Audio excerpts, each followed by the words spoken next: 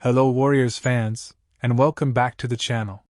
Today we're talking about one of the biggest stories of the Warriors offseason, Jonathan Kuminga's future. Kuminga is a rising young forward. He's just 22 years old and already showing flashes of stardom. But right now, the Warriors are in a tough situation, and Kuminga could be on his way out. Let's break it all down, in simple English, so everyone can follow the drama. Memo: Kuminga becomes a restricted free agent. On June 30th, NBA free agency officially begins. Jonathan Kuminga is now a restricted free agent, meaning he can talk to other teams, but the Warriors have the right to match any offer he receives. Golden State made a $7.9 million qualifying offer to him. That's the minimum step to keep control of his contract situation. But here's the problem: Kuminga wants much more money. Moneybag: how much is Kuminga worth? Reports say Kuminga is looking for a deal worth $35 million per year. That's a lot more than what the Warriors are ready to pay. Some reports say Golden State would only go up to $30 million per year, and even that would put them into big salary cap trouble. According to ESPN's Bobby Marks, Kuminga could get a 3-year deal worth $81 million. Others think he could land a $100 to $120 million contract somewhere else. So now the question is, what will the Warriors do? Counterclockwise arrows, but an sign-and trade is very possible. NBA insiders, like Eric Pincus of Bleacher Report, believe that the Warriors might go for a sign-and trade. What is a sign-and trade? It means Kuminga signs a new contract with the Warriors, but instead of staying, they immediately trade him to another team. That way, the Warriors get something back, like a player or draft picks, instead of losing Kuminga for nothing.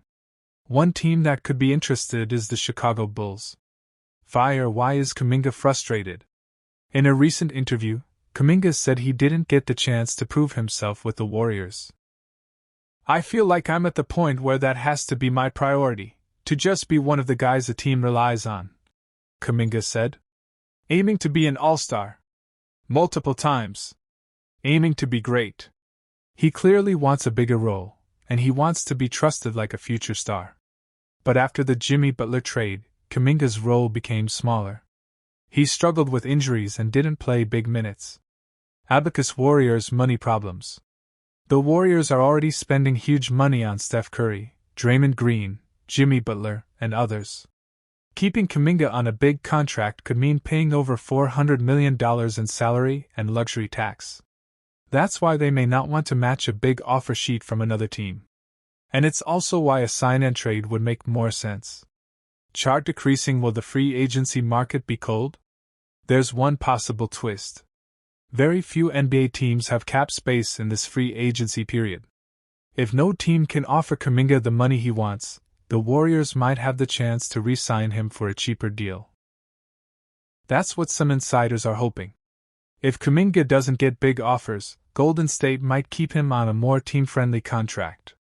But if even one team, like Chicago, Detroit, or Orlando, comes in with a $90 million plus offer, Kuminga might be gone. Brain: what should the Warriors do? This is a difficult decision. Kuminga is young, talented, and improving. But he's also expensive, and the team needs to manage the cap. If the Warriors let him go without getting anything in return, it's a loss.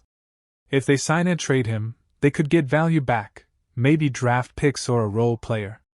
The front office has to make a smart call. Speaking ahead: what fans are saying. Some Warriors fans are frustrated. They see Kuminga as a future star and don't want to lose him. Others say the team has to move on and focus on winning now, with Curry, Draymond, and Butler. It's a classic situation, building for the future versus competing today. Calendar: what happens next? Here's the timeline. June 30th, free agency begins. First week of July, teams will start offering contracts. If Kuminga signs an offer sheet, the Warriors have 48 hours to match. If not, look out for a sign-and-trade deal around early July. This story is moving. Jonathan Kuminga is one of the most exciting young players the Warriors have drafted in years. But because of money, injuries, and unclear roles, his time in the Bay Area might be ending. Will the Warriors let him walk? Will they pull off a sign-and trade? Or will they surprise everyone and re-sign him? We'll find out very soon. Let us know in the comments, should the Warriors keep Kuminga or trade him? And don't forget to like this video, subscribe, and hit the bell icon so you don't miss any Warriors updates this offseason. Hello everyone, welcome back to the channel. In today's video, we're diving deep into the Golden State Warriors' big offseason changes. The 2025 NBA Draft just ended, and things are already getting wild. Warriors fans are wondering, what will happen to Jonathan Kuminga? Can the new rookies help right away? Is Jimmy Butler the key to a new Big Three? Let's break it all down. Yellow Circle Part 1, The State of the Warriors. Before free agency even started, the offseason was already heating up. The Oklahoma City Thunder just won the championship, and the Warriors know they need to make changes to compete again. Jimmy Butler joined the team earlier this year. He's now part of a new Big Three with Steph Curry and Draymond Green. But the Warriors can't bring back the exact same team. They only have 9 players under contract from last season. So now, all eyes are on Jonathan Kuminga. Yellow Circle Part 2, Kuminga's situation. The Warriors will give Kuminga a qualifying offer, making him a restricted free agent. That means if another team offers him a contract, the Warriors can match it. Mike Dunleavy, the team's general manager, said he still believes in Kuminga's potential.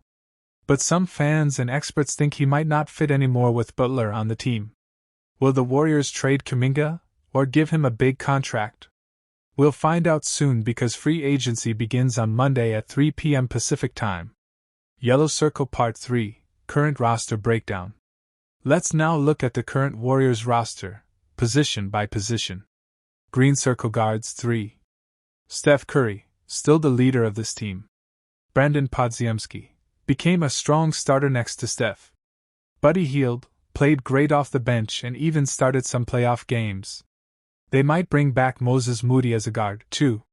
Gary Payton, too, is a free agent. Pat Spencer and Taron Armstrong are restricted free agents. Green Circle Forwards 4. Jimmy Butler and Draymond Green are the new core forwards. Moses Moody may also play forward depending on the roster. Guy Santos has a team option, but they will likely keep him. Kevin Knox and Braxton Key could return as cheap role players. Jackson Rowe will be in Summer League. Green Circle Centers 2. Tracy Jackson Davis and Quinton Post are under contract. Jackson Davis still has a non-guaranteed deal. Post will likely stay on a cheap contract. Draymond Green will still play center sometimes, but they don't want him starting there full-time. Kevin Looney might leave in free agency. He's a fan favorite who has been with the team for 10 years. Yellow Circle Part 4, The Rookies. Mike Dunleavy made some moves in the draft. Traded pick number 41 for picks number 52 and number 59. At number 52, the Warriors selected Alex Tui, a forward from Australia. At number 56, they picked Will Richard, a shooting guard from Florida. Both rookies are expected to fight for roster spots. Maybe one of them gets a two-way contract. Cheap young players who can play real minutes? That's perfect for a team in salary cap trouble. Yellow Circle Part 5, What's next? So, what do the Warriors still need to do before the season starts? 1. Decide on Kuminga, keep him or trade him? 2. Sign a backup center. They don't want Draymond starting at center. 3. Find cheap role players. With their salary issues, they need smart contracts. 4. Use their rookies. Can Tui or Richard be this season's surprise? Mike Dunleavy has big decisions to make. And the fans are watching closely. That's the full breakdown of the Warriors roster and off-season story so far. It's a time of big change and big opportunities. Studio Microphone, what do you think? Should they trade Kuminga? Will Jimmy Butler help bring another ring? Can the rookies make the roster? Let me know in the comments below. And don't forget to like this video, subscribe to the channel, and hit the notification bell so you don't miss any Warriors updates. Free agency is the time when players can join a new team. Their contracts are finished, and they can choose where to go next. Teams can offer them money to join. But there are limits. Teams must stay under the NBA's salary cap. The Warriors have some tools to help them sign players. $14.1 million non-taxpayer mid-level exception MLE. $5.1 million biannual exception. Trade exceptions, $8.8 million and $2.2 million. Veteran minimum deals. Now, let's look at the 5 players the Warriors could go after in 2025. Player 1 Bobby Portis, forward. First on the list is Bobby Portis. He is a strong power forward. He played for the Milwaukee Bucks. Portis is a tough player. He can score and rebound well. He also brings energy and leadership to the bench. Why is he a good fit? The Warriors need size and toughness. Portis can help protect the paint and space the floor with his shooting. He might cost around $10 to $12 million per year, possible with the MLE. If the Warriors want to get stronger inside, Portis is a great choice. Player 2, Nickeil Alexander-Walker, guard forward. Next up is Nickeil Alexander-Walker, who played for the Minnesota Timberwolves. He's a young guard who plays great defense and can shoot the three. Why might the Warriors want him? He's only 26 years old, and still improving. He defends well. The Warriors love smart defenders. He fits the Warriors' system, can pass, move, and shoot. He might be available for around $5 to $7 million, maybe even less. If the Warriors want to get younger and faster, NAW is a solid pick. Player 3, Santi Aldama, forward/center. Third, we have Santi Aldama from the Memphis Grizzlies. He's tall, 6 feet 11 inches, but moves like a wing. He can shoot, pass, and defend. Aldama is a modern big man. He's not just a center. He can play multiple positions. Why might he help the Warriors? He can stretch the floor and shoot threes. He's young and smart. Can play with Draymond or off the bench. He could cost around $7 to $9 million, so he's a possible MLE target. Player 4 Caris LeVert, guard forward. Fourth is Caris LeVert. He is a scorer who can play shooting guard or small forward. LeVert has experience. He's 30, and has played in the playoffs many times. What makes him interesting for Golden State? He can create his own shot, something the Warriors need. He has good size and can defend multiple positions. He could come off the bench and score quickly. He may ask for $8 to $10 million, which is within MLE range. LeVert is a veteran who can help now. Player 5, Larry Nance Jr. forward. Last, we have Larry Nance Jr. He's a strong defender and rebounder. Nance is known for doing the little things. Helping on defense. Grabbing rebounds. Setting screens. He's not a flashy scorer, but he helps you win. Why is he perfect for the Warriors? Can play with Draymond or instead of him. Great basketball IQ.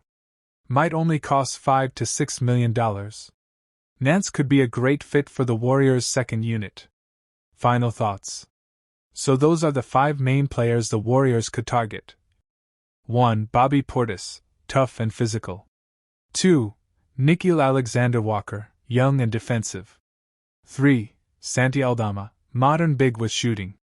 4. Caris LeVert, scoring veteran. 5. Larry Nance Jr., smart defender and team player. Will the Warriors use the MLE? Will they make a big move? It depends on what happens with Jonathan Kuminga. He might be traded. That could change everything. But for now, these are 5 names to watch. Don't forget to like, comment, and subscribe to Dub Nation Voice.